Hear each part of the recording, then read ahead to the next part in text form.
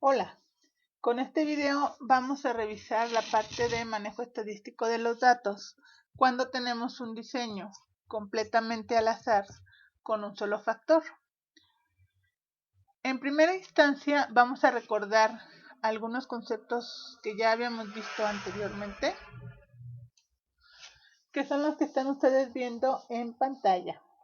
Creo que con la tarea que hicieron anteriormente ya no se les va a dificultar ubicar cuál es el factor que estamos trabajando, que ya definimos como la condición o situación que se introduce al experimento con la intención de modificar el comportamiento de la variable de interés. Aquí el punto delicado a tratar es que el factor tiene que ser algo que ustedes designen.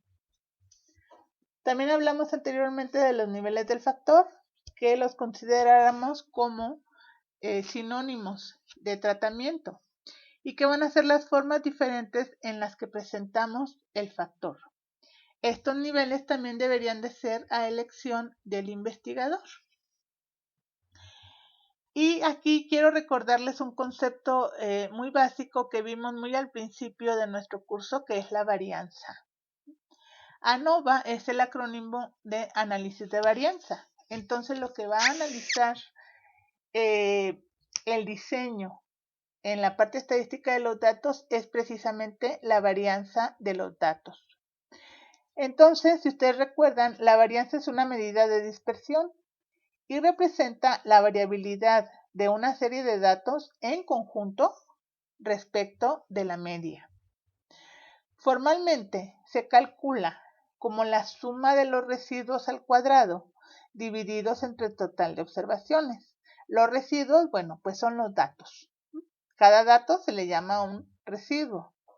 También se puede calcular como la desviación típica al cuadrado o la desviación estándar, pues, elevada al cuadrado. Estos son los términos que yo creo que es necesario que recordemos en todo momento.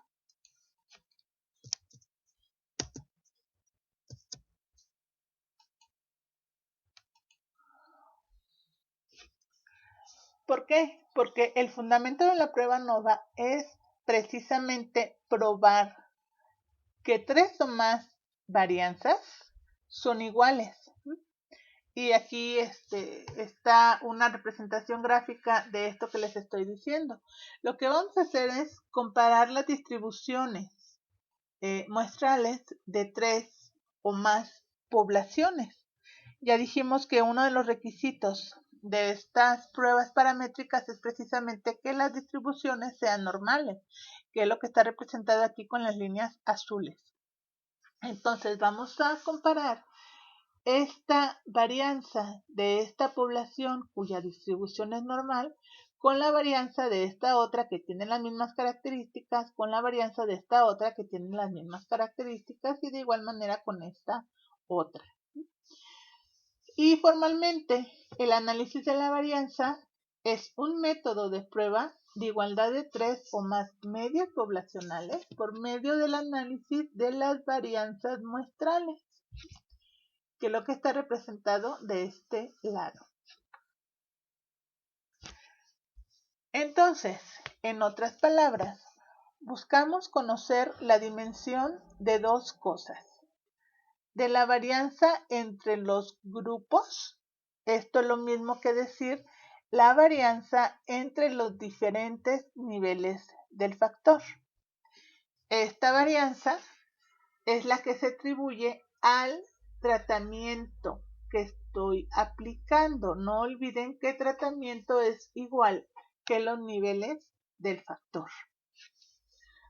Al mismo tiempo, busco conocer la dimensión de la varianza dentro de cada grupo. Esto se refiere como la variación debida al error. Y entonces lo que yo voy a hacer es buscar la relación entre ambas varianzas mediante una fórmula matemática. Así pues, yo puedo tener dos situaciones como resultado de mi análisis. Puedo tener que la variabilidad debida al tratamiento sea menor o igual que la variabilidad debida al error. Dicho en otras palabras, puede suceder que la variabilidad entre los tratamientos sea más chica o igual que la variabilidad dentro de un tratamiento. Si este fuera el resultado, entonces la conclusión genérica a la cual se llega es que no hay efecto del tratamiento, porque puede ser que el error que está metiéndose dentro de un mismo grupo oculte un posible efecto del tratamiento o que simplemente realmente no lo haya, no exista. La otra posibilidad es que yo tenga una variabilidad debida al tratamiento mayor que la variabilidad debida al error. En este caso, entonces, el resultado o la conclusión a la cual se llega es que sí hay un efecto del tratamiento, porque es el tratamiento el que está induciendo una mayor variabilidad de los datos, mayor que lo que pudiera deberse al error experimental.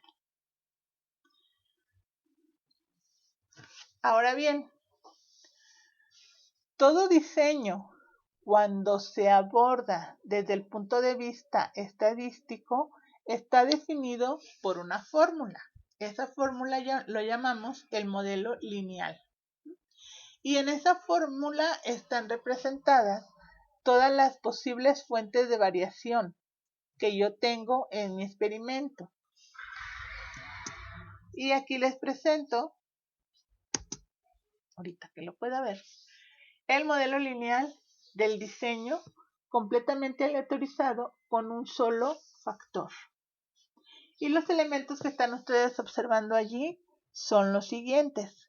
Esta X con su índice IJ representa cada uno de los datos que tienen ustedes en su diseño. Y aquí indica que es igual o la variabilidad entre los datos va a ser igual o va a depender de el promedio de estos datos más esta parte representa la diferencia que existe entre la media de un grupo y la media total. Esto refleja el efecto del tratamiento y esta parte refleja el error experimental. Y acá lo que dice es, pues cuando I son números naturales y J también lo son. Más abajo creo que escribí las definiciones de lo que les estoy diciendo. Ahí está. Entonces la mu ya sabemos es la media de cada grupo. ¿Sí? La IJ, que está representada en esta parte de aquí, es una letra griega. Es la diferencia entre la media de cada grupo y la media total. Y la E representa el error, que siempre está presente y es lo que vamos a tratar de disectar. Una cosa también que tenemos que tener en cuenta es que la prueba de ANOVA se basa en una distribución de Fisher. La distribución de Fisher es una derivada de la normal y ustedes lo observan en la curva roja, pues es una curva también gaussiana, pero tiene ciertas características que la diferencian de la normal y la más evidente es que esta distribución de Fisher es solamente del lado positivo, solamente se expresa con números positivos. Puede tener valores muy pequeños, muy cercanos a cero, casi nunca es cero, porque ustedes recuérdense que la varianza nunca adopta valores muy cercanos a cero y jamás de los jamases adopta valores negativos. Entonces la varianza nada más se expresa en valores positivos y por lo tanto entonces la distribución de Fisher que está basada en las varianzas también se expresa solamente en valores positivos. Igual que con las distribuciones que ya hemos estudiado, que básicamente fue la de Student, tenemos también aquí en esta distribución un límite crítico que está representado por esta línea de aquí. y que vamos a obtener mediante un estadístico calculado, y de igual manera que con Student este valor crítico me va a separar una zona de rechazo y una zona de aceptación. La zona de aceptación es esta gran zona a la izquierda del límite crítico, y la zona de rechazo es esta pequeña zona a la derecha del límite crítico, y como ustedes están observando, también está representado por el valor de alfa. Entonces, este límite crítico es un valor de tablas que lo vamos a comparar contra un estadístico calculado. Y esta comparación es lo que le llamamos relación de varianzas. Recuerden ustedes que en matemáticas, cuando hablamos de una relación, básicamente lo que estamos hablando es de una división. Entonces, el estadístico con el cual yo obtengo una relación de varianzas es una simple división. Y lo vamos a ver un poquito más adelante. Me regreso un momento. Hay tablas estadísticas, obviamente, que seguramente ustedes ya la conocen, para la distribución F. Esa F es por Fisher. Y en el cuaderno de tablas que yo les proporcioné, que tienen en la carpeta de libros de Moodle, viene esa tabla y viene referida como F de Snedeker. Si les interesa quién fue Snedeker, pues lo averiguan, por favor. Bien, para hacer esta prueba, igual que con las que ya hemos hecho anteriormente, se toman varios supuestos, que son los que están viendo en su pantalla. El primero y más importante y más general es que las poblaciones deben de venir de distribuciones normales. También debemos asumir, y si es posible demostrar, que las poblaciones tienen la misma varianza. Aquí debemos de tener cuidado porque decir que tienen la misma varianza no significa necesariamente que esa varianza adquiere el mismo valor numérico en las poblaciones que estamos queriendo comparar, sino que tienen ustedes que visualizar que la varianza, que ya sabemos que la podemos ver expresada como estadísticos de forma, es semejante. O sea, ustedes deberían de poder imaginar cómo es la kurtosis, cómo es el sesgo, ¿sí? Para poder decidir si las varianzas de dos poblaciones, es semejante. Ustedes ya saben manejar los valores de kurtosis, de sesgo, de asimetría. Esos son los estadísticos que les van a mostrar si las varianzas son comparables. Ahora bien, si ustedes la consideran por el valor numérico de la varianza, necesitan una diferencia de varianzas por arriba de 500 para que esas varianzas sean diferentes. Así que, como ustedes pueden observar, siempre y cuando la naturaleza de las poblaciones reales que ustedes estén analizando sea comparable, pues no van a tener ningún problema con este asunto de las varianzas. Y la última, y también muy genérica, es que las muestras se obtuvieron mediante un muestreo aleatorio y que son independientes entre sí. Estos dos puntos ya los hemos discutido y sabemos que dependen básicamente del esquema de muestreo que vayan a utilizar. Muy bien. Esta es la tabla de Fisher. Es una tabla muy extensa porque está dividida de acuerdo a los valores de alfa que ustedes vayan a utilizar. Así pues, hay una sección de la tabla que se utiliza para un alfa del 10%, otra para el 2.5 y así, ¿no? Cada una. Como nosotros trabajamos de manera genérica con un alfa del 0.05, pues ya sabemos que esa alfa corresponde a una probabilidad de 5% por 1 menos alfa. Pues es una resta que se hace entre la probabilidad total y el valor de significancia que ustedes van a asignar. Así que la sección de la tabla que nosotros vamos a utilizar va a ser 5%. Pero evidentemente ustedes saben que pueden asignar el valor de significancia estadística entre un amplio rango de valores. Así que la tabla de Fisher les da la posibilidad de ser más o menos estrictos dependiendo de lo que ustedes estén trabajando. Yo voy a utilizar esta sección, que es la que corresponde a un alfa del 0.05 o una probabilidad de 95%, es lo mismo, ¿no? Este es un acercamiento a los valores de la tabla,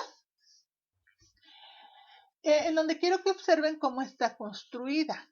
Aquí en esta sección, en las filas, yo tengo algo que dice ahí B1 y en las columnas tengo algo que es B2. Este B1 y B2 representan valores de grados de libertad. Como ya les comenté, nuestro estadístico de prueba va a ser una división. Y si ustedes recuerdan, una división tiene un numerador y tiene un denominador.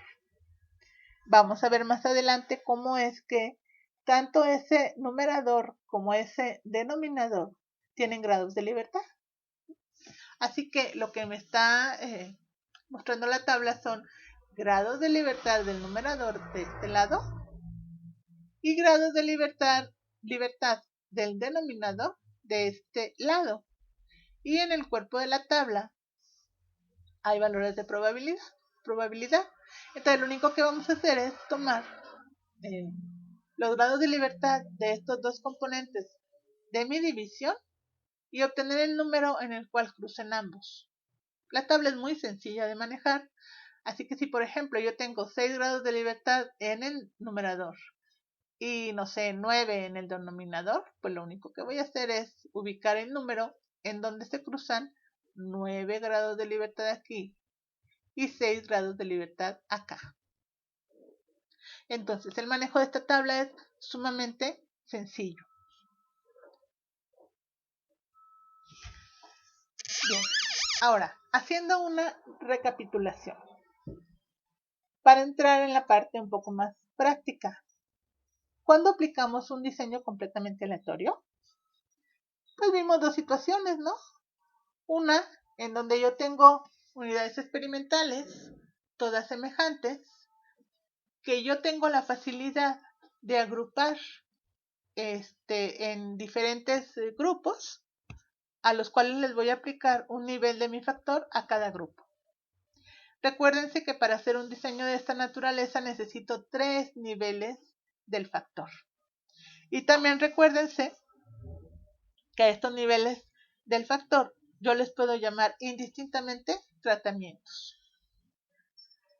Entonces, esta es la situación típica de laboratorio, donde yo tengo, no sé, ratones, plantitas, mazorcas, macetas, plántulas, lo que yo quiera, cajas de Petri con bacterias, no sé, tubos con virus, lo que sea, ¿no? El chiste es que esas unidades experimentales están bajo mi total control. Entonces es una situación típica de laboratorio. Vimos antes que la hipótesis nula a contrastar aquí, pues es que todos los tratamientos van a tener el mismo efecto promedio sobre mi unidad experimental. Dicho de otra manera, no va a haber diferencia entre los tratamientos. La hipótesis nula es una hipótesis de igualdad. Y luego teníamos la siguiente situación, que se asemeja un poco más a una situación de campo, donde yo salgo a la naturaleza a hacer alguna observación. Tengo 3 o más poblaciones equivalentes. Esta yo creo que es la frase clave, poblaciones equivalentes. ¿Sí? No se vale que yo quiera comparar, por ejemplo, los lirios del lago de Chapala, que es un área contaminada, es un área con alta densidad poblacional, con los lirios de un lago que esté por allá en algún volcán, donde no hay nadie, no hay gente, no hay animales, no hay nada que perturbe, ¿no?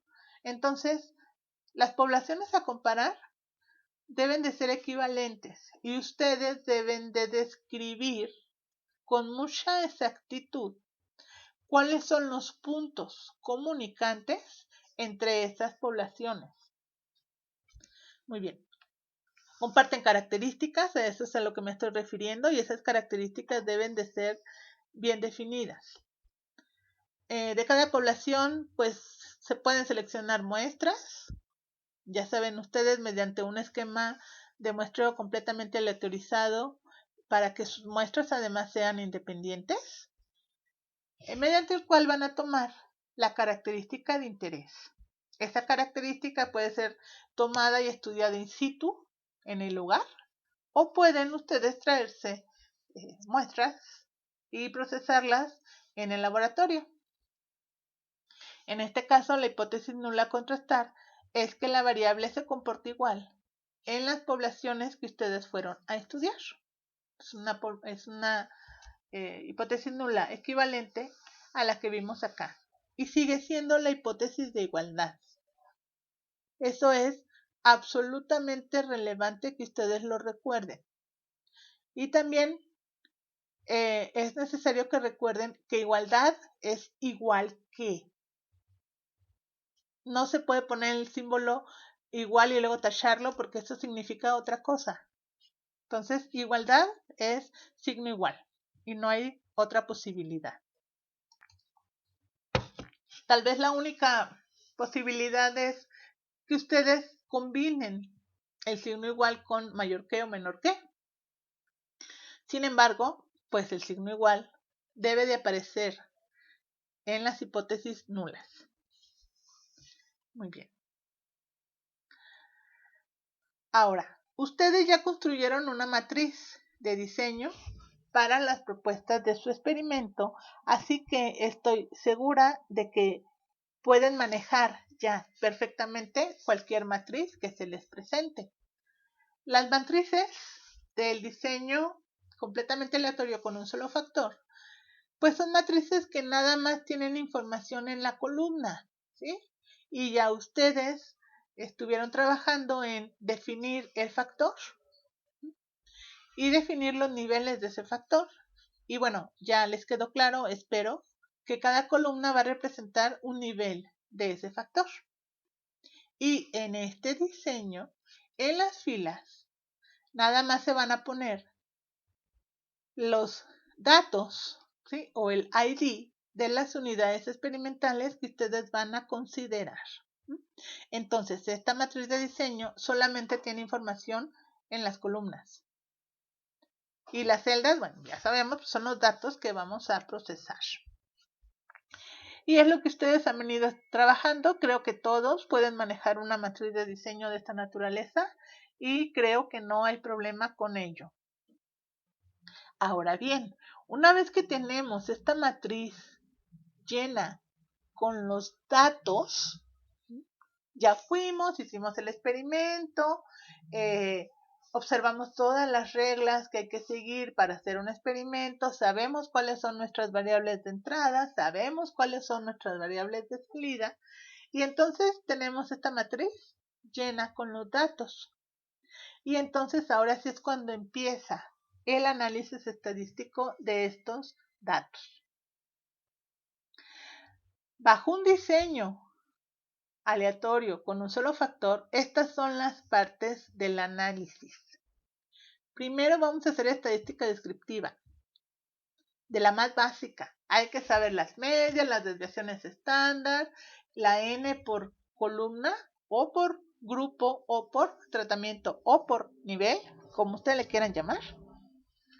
Y luego hay que saber la n total. También es necesario conocer las medias total o sea, las medias de las medias, ¿sí? Hay que saber la varianza total y y las desviaciones estándares totales. Entonces, medias, desviaciones estándares y n hay que saberlas por columna y por toda la matriz. Bien. Y luego viene la siguiente parte del análisis que yo le llamo sumas de cuadrados. La suma de cuadrados es una operación matemática básica en donde yo elevo al cuadrado todos los términos que tengo en mi matriz y luego sumo todos esos cuadrados. ¿Para qué me sirven las sumas de cuadrados? Bueno, las sumas de cuadrados me enseñan una primera vista de las fuentes de variabilidad de los datos. ¿De acuerdo? Esta variabilidad, les recuerdo, puede venir de la variabilidad por el tratamiento o la variabilidad por el error. Y bueno, aparte puedo visualizar la variabilidad total de todos los datos. Entonces, las sumas de cuadrados, independientemente de que ustedes las sepan calcular, lo que es importante es que sepan para qué sirve. Calcularla no es complicado. Es una operación matemática sencilla y además el software lo va a hacer por ustedes. Aquí lo que necesitamos entender es que la suma de cuadrados me enseña la dimensión de la variabilidad debida al tratamiento y debida al error. Para eso sirven. Bien. Y luego viene otra siguiente sección del análisis, que son el cálculo de los cuadrados medios. Los cuadrados medios pues también son operaciones matemáticas pues sencillas, a pesar de que las fórmulas de repente son imponentes.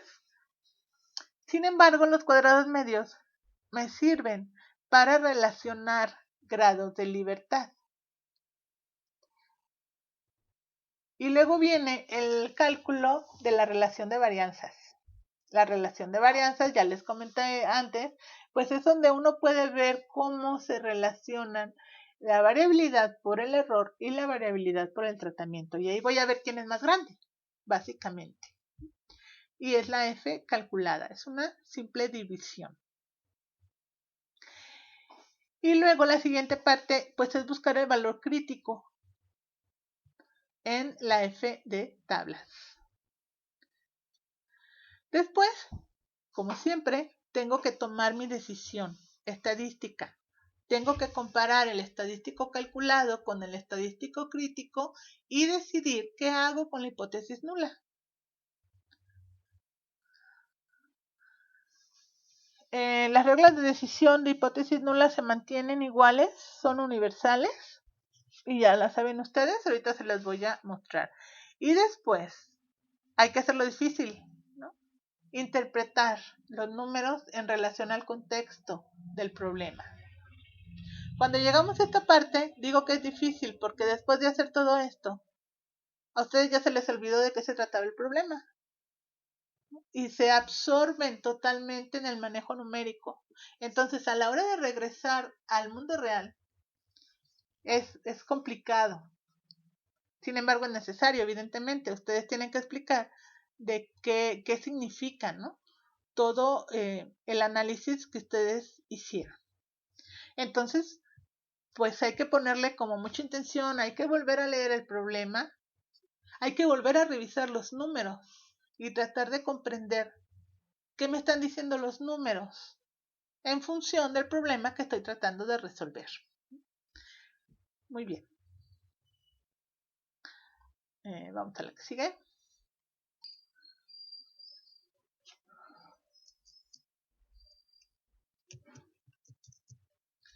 Bien, entonces, ¿cómo se hace todo esto? Ahora voy a pasar a una explicación en términos muy prácticos de todo este asunto. Entonces, lo primero que tengo que hacer es plantear un problema. Eso viene con todos los elementos previos que hemos visto en el curso hasta ahora. Entonces, en teoría, pues plantear un problema, ustedes ya saben de qué se trata y no debería de causarles mayor problema. Para plantear un problema hay que pues definir las variables, los instrumentos, los métodos de medición, etcétera, etcétera, etcétera. Y pues en principio de cuentas, pues hay que tener una pregunta para investigar. Y luego hay que organizar el diseño experimental. Esto quiere decir, hay que construir la matriz de diseño. En primera instancia, con los ID de las unidades experimentales, sus factores y sus niveles. Hay que definir cuál es el tratamiento, etcétera, etcétera. Entonces, es algo que ya hemos hecho en la práctica más de una vez y que supongo tampoco les va a causar ningún problema. Enseguida, lo que hay que hacer, bueno, esta parte es una representación gráfica de lo que les acabo de decir, las unidades experimentales asignadas de manera aleatoria a diferentes tratamientos y en este caso pues estamos viendo 4 tratamientos. Luego pues hay que ir a obtener los datos, hacer los experimentos, obtener las variables obviamente que vamos a cuantificar y entonces ya podemos dar inicio a nuestro análisis estadístico. Para ello, primero vamos a declarar las hipótesis, ¿de acuerdo? Estas hipótesis deben de estar en función de la hipótesis de trabajo. Entonces, esta que yo signifique aquí como HA, que es la hipótesis alterna, es la que en teoría debe estar de acuerdo con mi hipótesis de trabajo, porque en teoría lo que casi siempre buscamos al hacer un experimento es alejar la respuesta de interés de su expresión normal. Entonces lo que yo estoy buscando es una diferencia, ¿no?, de cómo sucede en la naturaleza sin intervenirla a cómo sucederá una vez que yo la intervine. Entonces casi siempre estamos buscando que haya una diferencia. Y yo le puse aquí que el promedio de algún grupo será diferente al promedio de algún otro grupo para alguno de los tratamientos que yo estoy utilizando. Acá arriba ustedes están observando la hipótesis nula típica, en donde lo que yo estoy postulando es que no hay diferencia entre las medias de ninguno de mis tratamientos. ¿Qué está significado? Bueno, pues por los promedios, ¿no? Mu igual a la mu2 igual a la mu-k.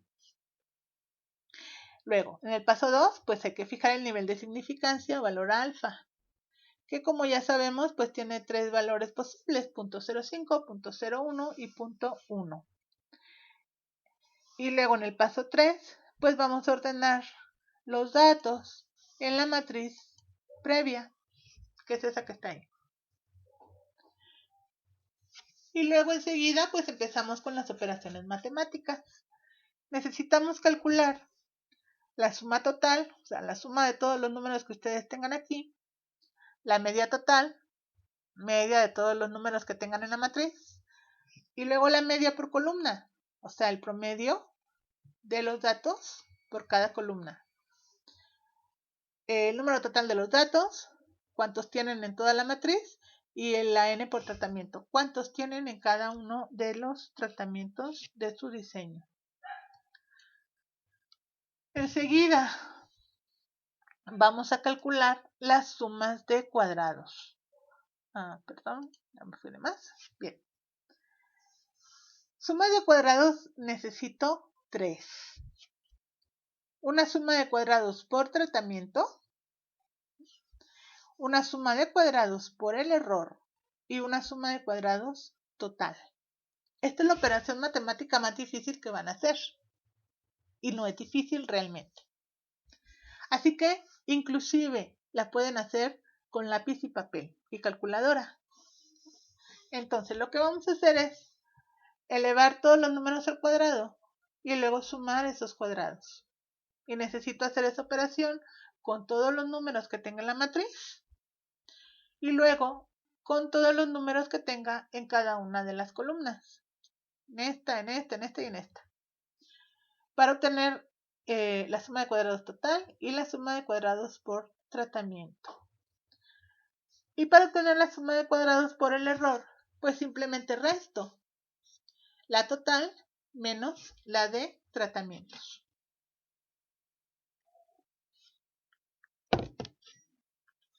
Y aquí están las fórmulas. La suma de cuadrados total, por ejemplo, lo que dice la fórmula es que tengo que agarrar este dato que está en la celda X11, o sea, este dato de aquí.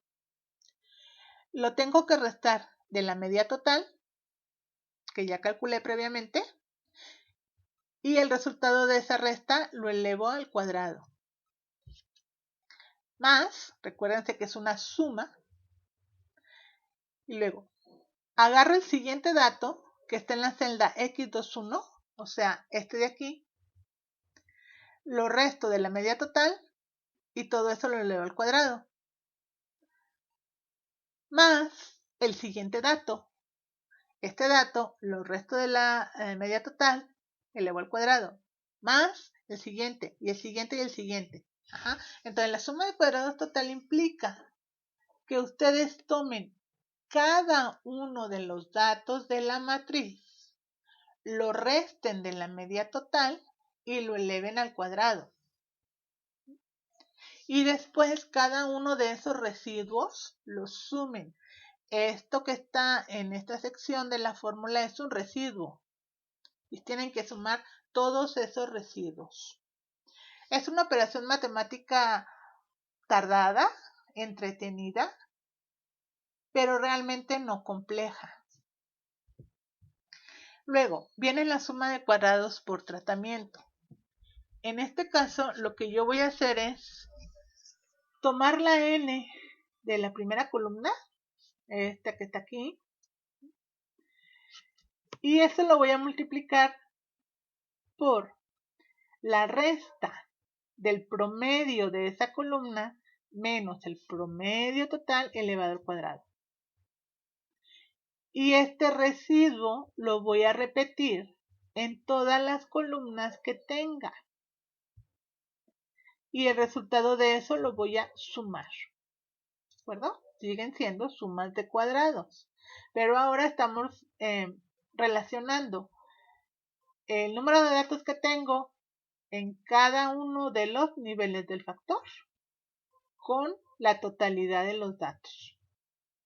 Y esa es la suma de cuadrados por tratamiento.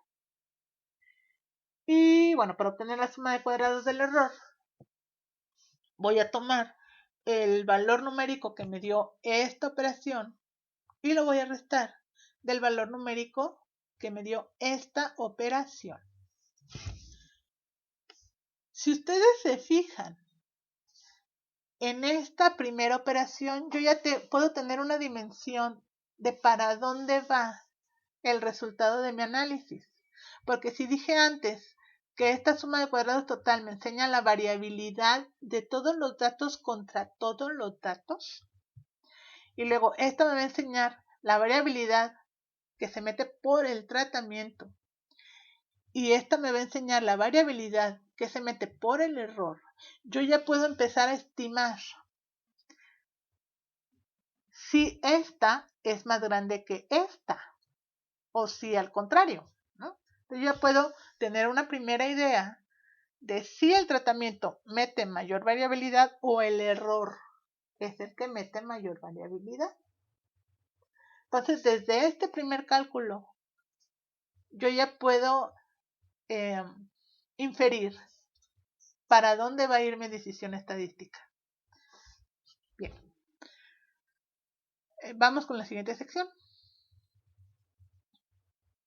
que es los cuadrados medios, en donde yo voy a empezar a relacionar el resultado anterior con sus grados de libertad. O sea, voy a empezar a afinar mi cálculo. El primero fue un cálculo grueso, pero ahora necesito tomar en consideración los grados de libertad. Bueno, entonces, Esta sección se llama los cuadrados medios. Necesito una por tratamiento y una por el error. Y la fórmula pues es sumamente sencilla, ¿sí? Para el cuadrado medio del tratamiento, tomo el resultado anterior de la suma de cuadrados por tratamiento y lo divido entre sus grados de libertad. Grados de libertad para tratamientos son número de columnas que tengan menos una. Y ahora va el cuadrado medio del error, en donde voy a tomar el cálculo anterior de suma de cuadrado del error y lo voy a dividir entre sus grados de libertad. Estos grados de libertad es el resultado de la n total de datos que tengan en la matriz menos el número de tratamientos que tengan en la matriz. También son operaciones muy sencillas. ¿Qué sigue? Calcular la F calculada. Este es el estadístico de prueba. Y como ustedes pueden observar, pues es una división. Toman el cuadrado medio por tratamiento y lo dividen entre el cuadrado medio del error. Este es el numerador, este es el denominador. Esto es lo de arriba y esto es lo de abajo, pues. Enseguida van a obtener la F de tablas o estadístico de contraste o valor crítico.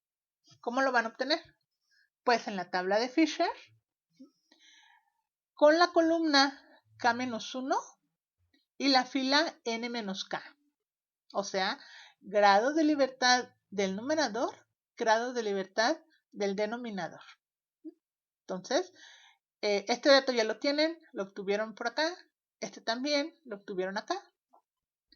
Entonces, de esta manera, ustedes obtienen el estadístico de contraste o valor crítico, que es el valor, les recuerdo, que les va a separar la zona de aceptación de la zona de rechazo.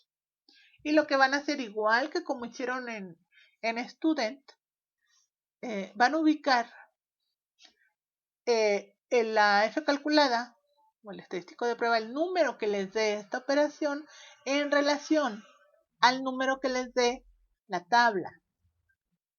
Y solamente observan en dónde está. Si está en zona de aceptación, pues aceptan la hipótesis nula.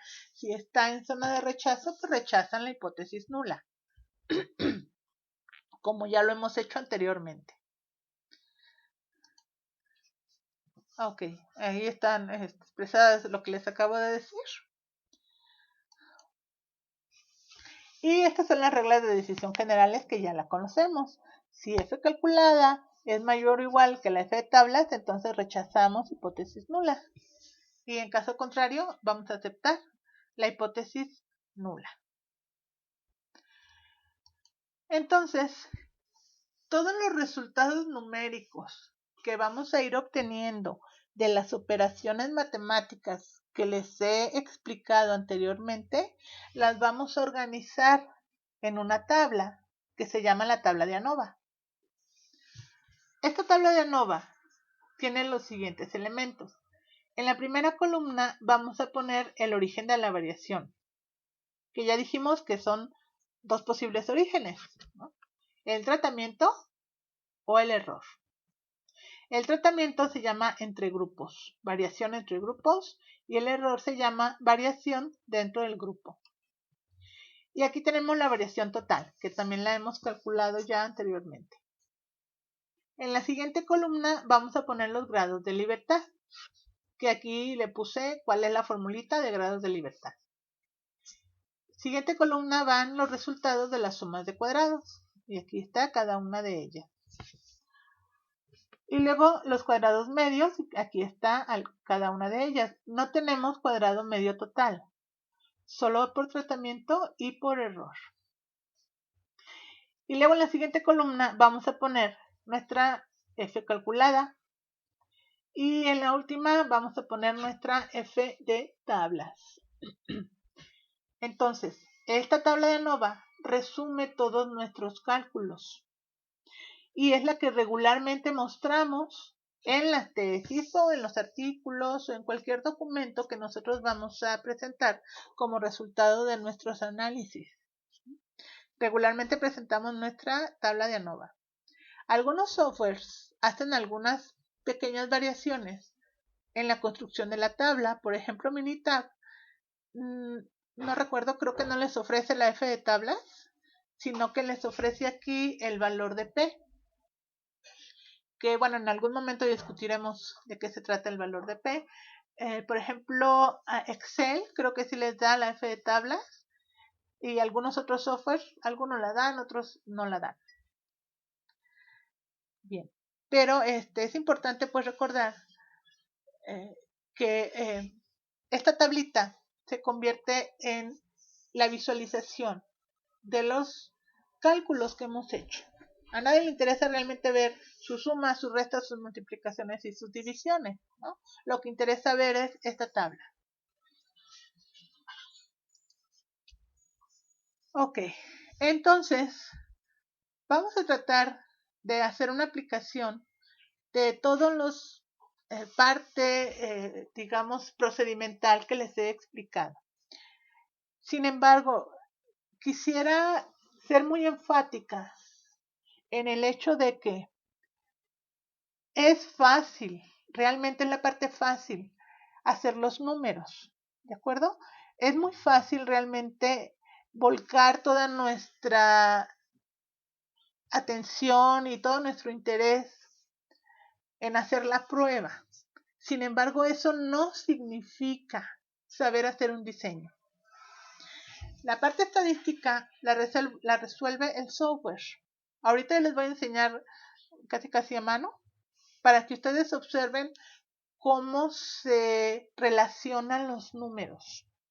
Pero no es la parte relevante del diseño experimental. Si ustedes no saben plantear una pregunta, si ustedes no saben fundamentar por qué están haciendo el trabajo y si no saben construir un experimento, no vale de nada que sepan resolver una nova.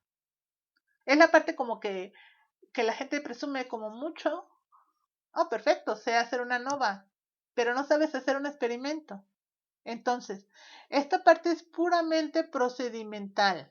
Y siempre les digo, cualquier chico de secundaria lo hace mejor que ustedes, porque comprende más fácil cómo se maneja un software. Realmente, lo que vale de todo esto es todo lo previo. Que sepan construir un experimento, que sepan plantear un experimento y que puedan llegar a esta matriz. Y entonces, ahora sí, pues hagan su ANOVA bien bonita y ya, ¿no? Pero no vale de nada si ustedes no manejan todo lo que implica hacer un diseño experimental. Bueno, dicho esto, pues les presento este problema para que practiquemos la parte procedimental. Es un problema puramente imaginario, ¿ok? Y se trata pues de animales que han sido infectados con el virus que está de moda. Planteo que se tomaron 21 ratones machos de esta cepa en particular, todos adultos, aproximadamente de 3 meses, y les planteo que estos ratones fueron inoculados con una determinada cantidad de virus. Ahí le puse yo 2 copias en 1 mililitro de medio de cultivo. Imaginemos que dejamos a estos ratones 30 días a que desarrollen el padecimiento y luego les tomamos una muestra de mucosa faríngea y vamos a analizar la carga viral de esos ratones mediante una PCR de tiempo real.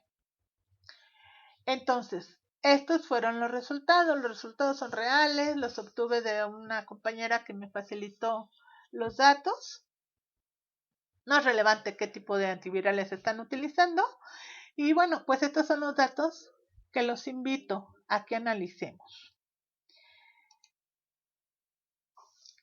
Estas son las preguntas que yo planteé para esta solución. Obviamente lo que me interesa saber es con cuál antiviral se reduce en mayor medida la carga viral. Sin embargo, hacer una pregunta así no me sirve de mucho en el ámbito de la estadística. Entonces, por eso la modifiqué un poquito y mejor me pregunté, ¿hay diferencia entre la efectividad de los antivirales que se probaron en función del promedio de la variable? Aquí, bueno, yo ya sé que la variable de salida va a ser la carga viral, ¿de acuerdo? Y eso fue lo que expresé en esta hipótesis nula. Expresé que el promedio de la carga viral con el antiviral 1 es igual a la misma cosa con el antiviral 2, que será igual a la misma cosa con el antiviral 3. O sea, estoy proponiendo que no hay ninguna diferencia con el antiviral que yo use. Cualquiera de ellos va a ser igual de efectivo o de poco efectivo, como ustedes lo quieran observar. Resumida o expresada en menos palabras, la hipótesis nula pues es esta. Y la voy a probar con un alfa de 0.05, que es lo que hemos estado trabajando hasta el momento.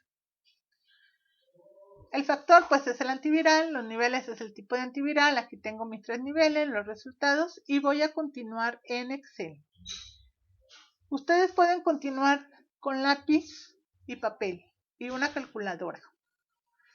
O si quieren entrarle de una vez al Excel, adelante. Bien, entonces vamos a continuar en Excel. Acá me he traído la matriz que ustedes habían visto en el PowerPoint y con ella es que voy a trabajar.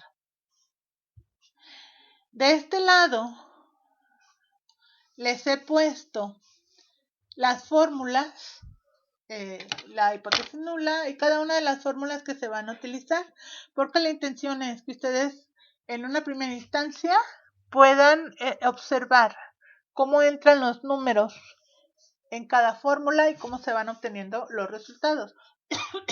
Yo lo voy a hacer aquí en Excel, ustedes pueden hacerlo con lápiz y papel o con Excel como ustedes gusten. Y de este lado les he puesto cada uno de los cálculos que se van a necesitar. Entonces vamos a empezar. En primera instancia tenemos la hipótesis nula a probar, que va a ser la igualdad entre las medias. Y en segunda instancia pues tenemos acá el alfa o valor de significancia estadística con la que vamos a probar. Bien. Y voy a empezar con la sección de estadísticas descriptivos.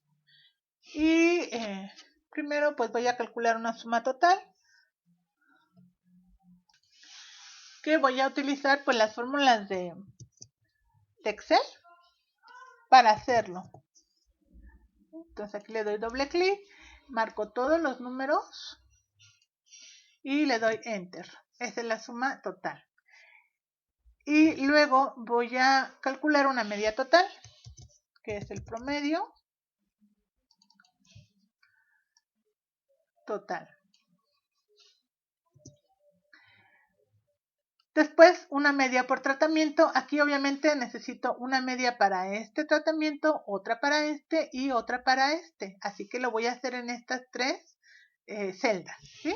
Entonces la primera le voy a poner promedio y voy a marcar los números de la primera columna.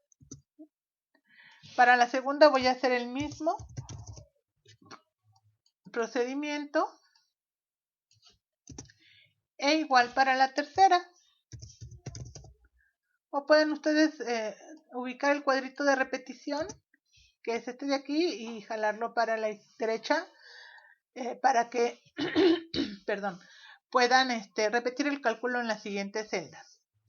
La n por tratamiento es n chica, así que es ¿cuántos datos hay en el primero? Pues son 7. A ver, los marco y aquí dice el recuento, ¿no? Pues son 7. Lo mismo para la tercera y para la cuarta. Este es un diseño balanceado. Sí, se dice balanceado, bueno, porque tiene el mismo número de datos en cada uno de los tratamientos. Hay veces que aquí tenemos 7, aquí 5, no sé, y aquí 8, y entonces ese es un diseño no balanceado. La n total, bueno, pues voy a marcar todos los números y acá veo el recuento, son 21. Bien, ahora vamos con la suma de cuadrados total. Esta es la fórmula, ¿se acuerdan? Tenemos que tomar cada uno de los datos, restarlo de la media total y elevarlo al cuadrado. Entonces es un cálculo que hay que hacer con cuidado. Les recuerdo que estamos calculando varianzas y la varianza nunca adopta valores negativos. Así que este cálculo a veces nos sale mal porque nos sale negativo. Entonces eso no es posible. Y de hecho la estrategia matemática de elevar al cuadrado es precisamente buscando que no haya negativos. Entonces si le sale negativo está mal. Hay que volverlo a repetir. Nos equivocamos en algún lugar. Bueno, voy a poner primero cómo es el cálculo, digamos, número por número, y después lo voy a hacer genérico en Excel. Entonces, ¿qué tengo de hacer aquí? Voy a poner el primer número, que es 5.7. Lo voy a restar de la media total, que está aquí, 598. Y lo voy a elevar al cuadrado. Al cuadrado. ¿De acuerdo? Este simbolito que es no sé, yo le digo piquito, es el símbolo en el teclado que me permite elevar al cuadrado, ¿sí?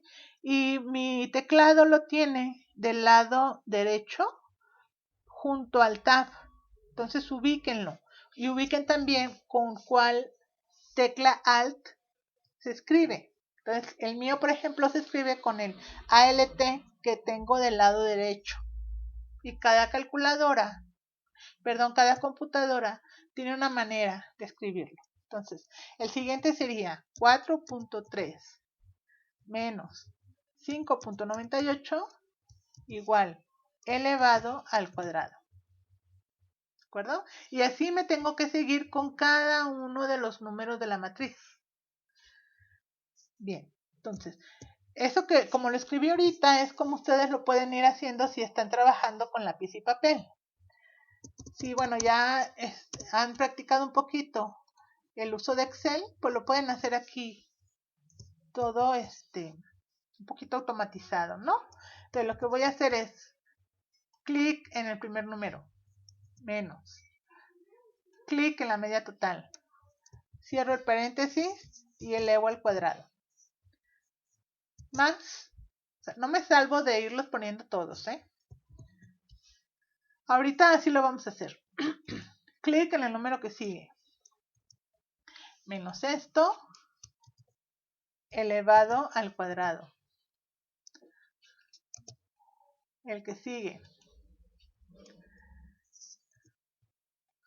Olvidé el paréntesis, perdón. Pongan los paréntesis, es más fácil que no se equivoquen. Menos esto, elevado al cuadrado. Lo voy a hacer todo.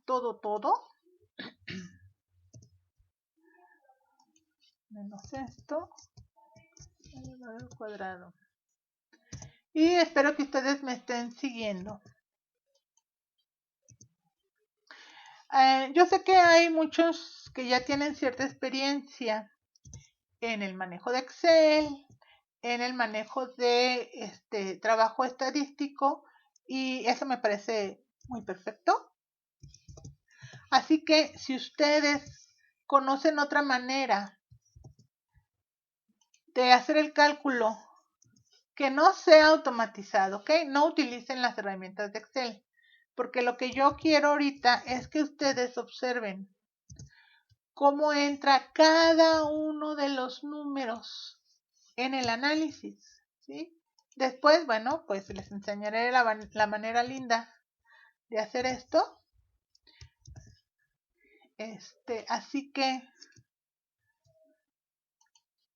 encuentro necesario que lo hagan así, número por número. Entiendan de dónde entra cada número, por qué sale lo que sale. Y cómo es que el cálculo me enseña lo que según eso me enseña, ¿no? Que es la variabilidad atribuida a diferentes elementos dentro del experimento.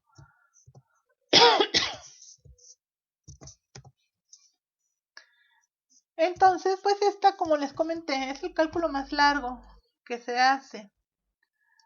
A algunos se les hace complicado, pues precisamente porque son muchos los números. Ahorita estamos viendo un ejemplo que tiene relativamente pocos números, apenas son 21.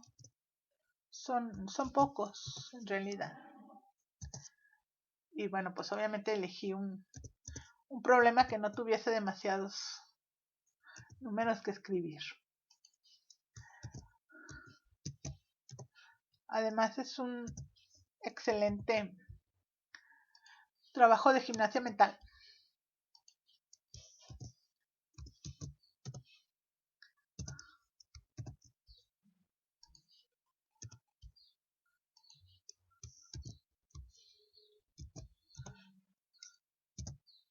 Y pues muchas veces en el trabajo cotidiano, ya cuando salimos de la escuela y somos biólogos de verdad y estamos haciendo esta chamba, pues nadie les asegura que ustedes vayan a tener un software que además son caros. Los softwares estadísticos, por mucho que ahora está muy de moda pirateárselos, no son baratos, generalmente son caros. Entonces, pues nadie les asegura que vayan a tener el recurso, ¿no? Y además déjenme decirles que es motivo de orgullo personal saber hacer una nova a mano. Muy poca gente sabe cómo hacerlo. Entonces, pues es una habilidad realmente bonita. Porque como les comento, también les da un conocimiento muy exacto de lo que están haciendo. Entonces ahí está. Ya saben ustedes, si yo le doy clic, acá arriba puedo ver todos los elementos o todos los residuos que metí a la fórmula. Si le doy clic, inclusive se iluminan cada uno con un color. Entonces yo así puedo verificar que no me faltó ninguno y que no duplique ninguno. Bien, entonces ese es el resultado. El siguiente cálculo pues es fácil, ¿no? Y aquí lo tenemos. Entonces voy a poner la n del primer tratamiento, que son 7, y luego voy a poner el promedio de la primera columna, que lo tengo aquí. Lo voy a restar del promedio general, que lo tengo acá, y eso lo voy a elevar al cuadrado. Y voy a repetir. 7. Creo que aquí me falta un paréntesis para que no me mezcle las operaciones. Entonces aquí otra vez le voy a poner 7, que es la n de la primera columna, el promedio de la segunda columna, que lo tengo aquí, menos el promedio general, y eso elevado al cuadrado. Cierro el paréntesis del residuo y voy con el tercero, que también tiene 7, el promedio de la tercera, que es esta, menos el promedio general, y eso elevado al cuadrado. Pues por ahí me equivoqué en algo. Le voy a poner que sí, acepto la corrección. Aquí me queda la duda de si metí todos. Sí, ahí está. Y la suma de cuadrados del error, pues que es simplemente este menos este. Y esa es la suma de cuadrados del error. El cuadrado medio por tratamiento, pues esa es fórmula también sencilla. Me tomo la suma de cuadrados correspondiente y lo divido entre grados de libertad. Entonces, la suma de cuadrados por tratamiento es esta. Y la divido entre grados de libertad, que es igual a k menos 1. Número de columnas que tenga, menos 1. Tengo 3, menos 1 son 2. Ese es el cuadrado medio por tratamiento. Y luego el cuadrado medio del error. Misma operación. Tomo este número, que es la suma de cuadrados del error, y la divido entre n menos k. Es número total de datos, que son 125, menos k, que son 3. Entonces, voy a poner aquí n menos k. N menos K minúscula es igual a N, que es esta, ¿dónde está?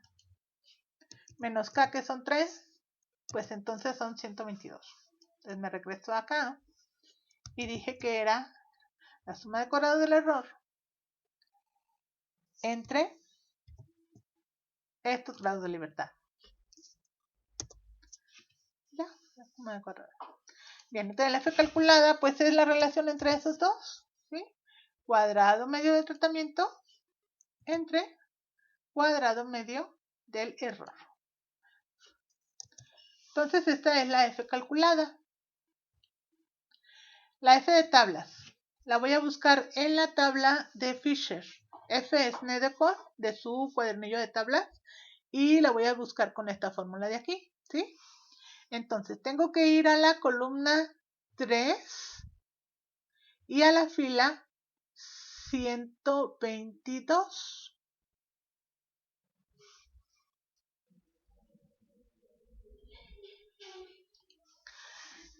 Muy bien, entonces esta es la sección de la tabla que voy a utilizar, alfa 5%,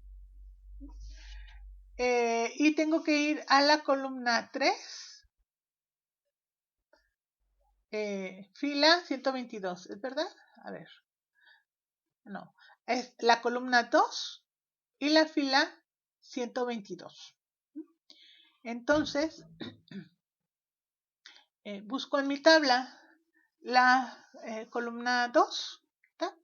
Y la fila 122. Entonces ustedes observan que mi tabla no llega a 122. Hay tablas muy extensas aquí, que les pueden, perdón, dar un valor un poco más exacto, sí, pero en realidad no varía mucho, si ustedes observan, ¿verdad? Entre una fila 122 y una fila infinita, pues realmente la diferencia es muy poca.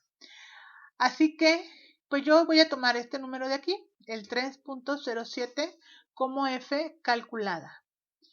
Perdón, F de tablas o valor crítico. Y lo voy a poner aquí. Ya olvidé. 3.07. 07. Entonces, como pueden ustedes observar, yo tengo como valor calculado 57 y como valor de tablas 3. Entonces es obvio que 57 es bastante mayor que 3. Y lo voy a expresar así, ¿verdad? Así que mi decisión estadística, obviamente el 57 cae muy afuera con respecto del valor crítico. Voy a regresar a la representación gráfica de la F de Fisher para que ustedes puedan observar ese hecho. ¿Dónde la tenemos? Aquí. Entonces, este valor crítico corresponde a 3 o F de tablas y su F calculada anda por acá en 50 y algo. Entonces, evidentemente están en zona de rechazo. Por lo tanto, entonces aquí es lo que vamos a poner. Como 57 es mayor que 3, se rechaza. Hipótesis nula.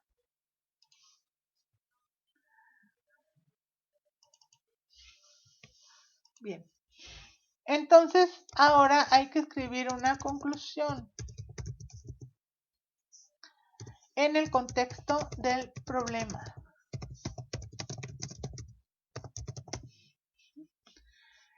¿Qué quiere decir el haber rechazado la hipótesis nula para el problema que estoy queriendo resolver? Entonces aquí me voy a poner un cuadro de texto para poder escribir. Y ahí está.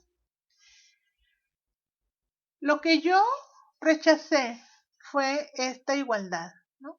Rechacé la idea de que la carga viral de los ratones, cuando yo pongo estos test antivirales, es igual. Por lo tanto, entonces infiero, ¿sí?, que la carga viral de mis ratones inoculados con el virus del COVID, pues es diferente. Eso es lo único que puedo concluir en este momento, ¿sí? La carga viral de los ratones inoculados y tratados con 3 antivirales es estadísticamente diferente. Entonces, fíjense que yo, para hacer la conclusión en el contexto del problema, estoy sacando a colación la variable de salida, aquello que medí, que es la carga viral, ¿sí? Y estoy diciendo que esa variable de salida resultó estadísticamente diferente en los 3 tratamientos que utilicé. Aquí está mal escrito, estadísticamente diferente. Entonces, esta conclusión es la única a la cual yo puedo llegar en este momento porque así escribí mi hipótesis nula, ¿de acuerdo? Y no puedo decir cuál de los 3 antivirales es más efectivo. ¿Ah? Puedo como darme una idea mirando las medias. En este caso las medias son muy iguales entre sí, así que no puedo decir eso todavía. Necesito una prueba después de esta, que se llama precisamente prueba a posteriori o prueba post-hoc, ¿de acuerdo? Y la haremos la siguiente semana. Entonces, ahorita la conclusión es esa. Y para terminar voy a construir mi tabla de ANOVA, en la cual yo voy a expresar o mostrar todos los resultados que obtuve en mis cálculos. Entonces, la primera columna era la fuente de variación, ¿no? Que pueden ustedes poner como FB. Vamos a ver si me deja Excel. Yo creo que voy a ponerle un cuadro de texto también aquí, porque si no se me va a empezar a recorrer todo y no me gusta. Entonces le voy a poner otro cuadro de texto en donde voy a construir mi tabla. Entonces la primera era fuente de variación, que les decía yo que podemos abreviar como FB. FB. Oh, atínale. Y luego vienen los grados de libertad. Y después vienen las sumas de cuadrados. Y luego vienen los cuadrados medios. Después viene la F calculada. Y después viene la F de tablas. Bien. Entonces, como fuente de variación, yo tengo 2 fuentes posibles. Primero es el tratamiento. Y después es el error. Y después es la variabilidad total. Entonces, en grados de libertad, para el tratamiento pues son 2. Para el error son, dijimos, 122. Pueden ponerle el punto 5 o no, eso es irrelevante. Y para el total, pues hay que sumar, ¿no? 124. Sumas de cuadrados para tratamiento. Aquí está. Tengo 10.12. 10.12. Para el error tengo 10.74.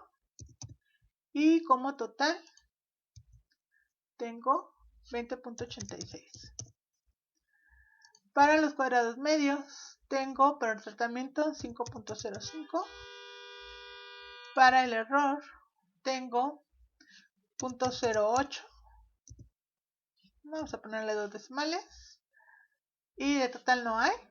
La F calculada fue de 57.67 y la F de tablas fue de 3.07. ¿Sí? Entonces, de esta manera, mi análisis numérico está terminado. En este caso, la decisión estadística, pues aquí la pusimos, rechazar a hipótesis nula. Y la conclusión en el contexto del problema que yo escribí fue esta de aquí. Como ustedes ya saben, a mí me gusta o acostumbro pues ser parca en el lenguaje a la hora de concluir cosas. No acostumbro utilizar muchas palabras. Yo pienso que es mejor ser directo, claro y conciso. Entonces, para mí, el haber rechazado la hipótesis nula, en función de cómo escribí la hipótesis nula, ¿sí? Esto es lo que yo puedo concluir. Como les comenté, todavía no puedo decir cuál antiviral resulta más beneficioso, ¿sí? Para disminuir la carga viral. Y como les dije, yo puedo tener una idea mirando estas medias, pero para mi gusto se parecen demasiado. Ajá. Entonces, esperaría hacer una prueba post-hoc o una prueba posteriori, que es lo que se hace después de esta prueba. Siempre que se rechaza la hipótesis nula, necesitamos una prueba que me indique en dónde específicamente están las diferencias. En este momento no sé en dónde están. O sea, no sé si el primero tiene menor carga que el segundo que el tercero. Puedo darme una idea viendo las medias.